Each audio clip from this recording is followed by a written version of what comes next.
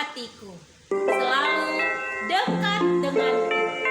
Kita nyanyikan lagu ini bersama-sama dengan penuh ucapan syukur kepada Tuhan.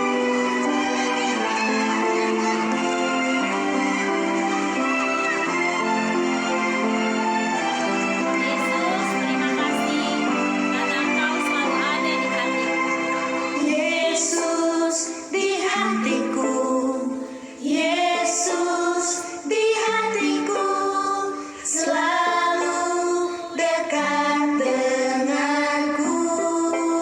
Yesus di jiwaku, Yesus di jiwaku, Yesus di jiwaku, selalu mengasihiku. Terima kasih Tuhan Yesus, Terima kasih, Engkau selalu Tuhan. mengasihi kami.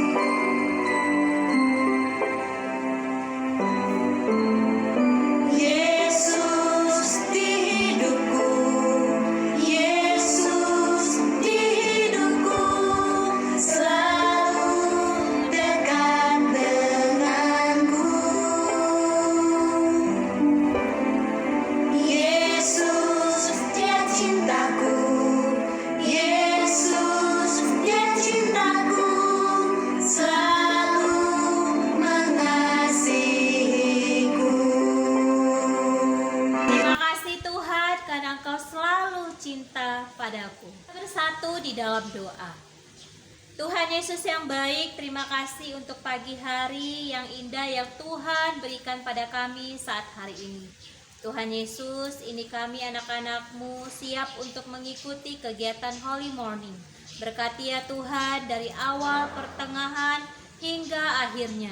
Biarlah nama Tuhan saja yang kami puji, kami tinggikan, dan kami muliakan. Ini kami ya Tuhan, anak-anak-Mu siap memuliakan nama Tuhan. Dalam nama Tuhan Yesus kami berdoa dan mengucap syukur. Amin. Sejak Yesus di hatiku, dalam hatiku selalu ada terang dan harap penuh. Kita nyanyikan lagu ini bersama. Perubahan ajaib terjadi padamu.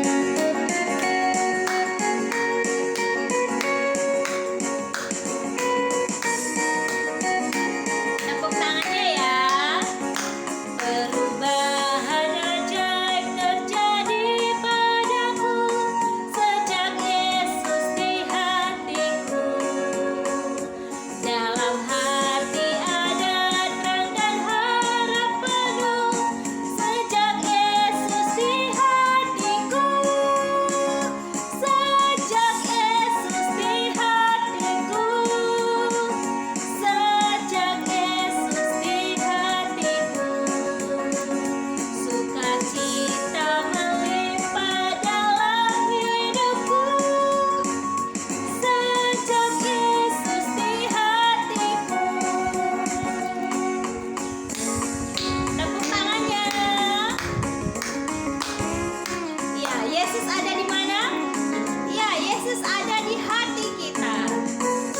Dan ajaib terjadi padaku sejak Yesus di hatiku. Dalam hati ada terang dan harap penuh sejak Yesus di hatiku. Sejak Yesus di hatiku. Sejak Yesus di hatiku. Sukacita melimpah dalam hidupku. Sejak Yesus di hatiku. Haleluya. Ayat hafalan kita diambil dari Kisah Para Rasul 1 ayat 8a. Kisah Para Rasul 1 ayat 8a. Tetapi kamu akan menerima kuasa kalau Roh Kudus turun ke atas kamu. Tetapi kamu akan menerima kuasa kalau Roh Kudus turun ke atas kamu. Kita akan mendengarkan firman Tuhan. Mari anak-anak Miss ambil sikap yang baik. Kita berdoa kepada Tuhan. Tuhan Yesus yang baik, terima kasih buat kebaikan-Mu yang kami rasakan sampai saat ini. Tuhan, saat ini kami akan mendengarkan firman-Mu. Tolong kami ya Tuhan yang masih kecil ini untuk bisa mengerti dan memahami cerita firman Tuhan yang diberitakan kepada kami. Berkati Miss kami yang menyampaikan kebenaran firman-Mu, dan tolonglah kami juga Tuhan untuk bisa melakukan apa yang Tuhan ingin kami lakukan, sehingga nama Tuhan dimuliakan. Terima kasih Tuhan, dalam nama Tuhan Yesus kami berdoa dan mengucap syukur. Amin. Teman-teman, siapa yang rajin mengikuti kebaktian? Oh wow, good job. Untuk apa ya kita melakukan kebaktian itu? Untuk apa? Benar, untuk bersama-sama menyanyikan pujian dan belajar tentang firman Allah. Nah teman-teman, hari ini kita akan melihat cerita tentang pengikut Yesus mula-mula. Pengikut Yesus itu artinya adalah orang-orang yang percaya kepada Yesus. Dan kita juga melihat bagaimana Roh Kudus memberikan kekuatan kepada Petrus dan Yohanes untuk melayani Allah. Orang-orang yang percaya kepada Yesus terus mendengarkan murid-murid Yesus yang semakin banyak bicara tentang Yesus. Orang-orang itu mendengarkan dengan baik, dan semakin mereka mengenal Yesus, mereka semakin mengasihi Yesus dan mau taat kepada Yesus. Mereka berkumpul bersama untuk mendengarkan firman Allah. Mereka berdoa bersama dan melakukan perjamuan. Mereka juga berbagi kepada orang yang membutuhkan.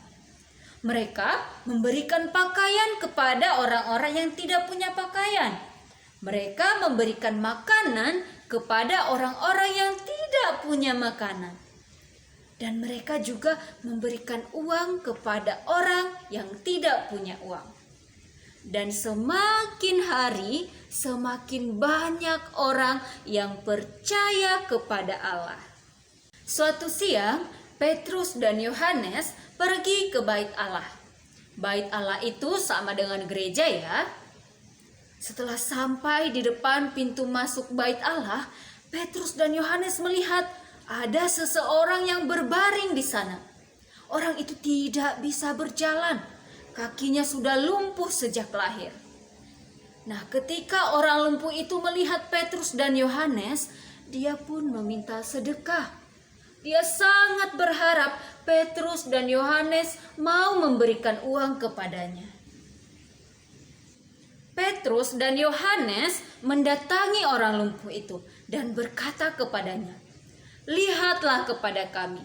Kami tidak punya emas dan perak, tetapi apa yang kupunyai akan kuberikan kepada kamu.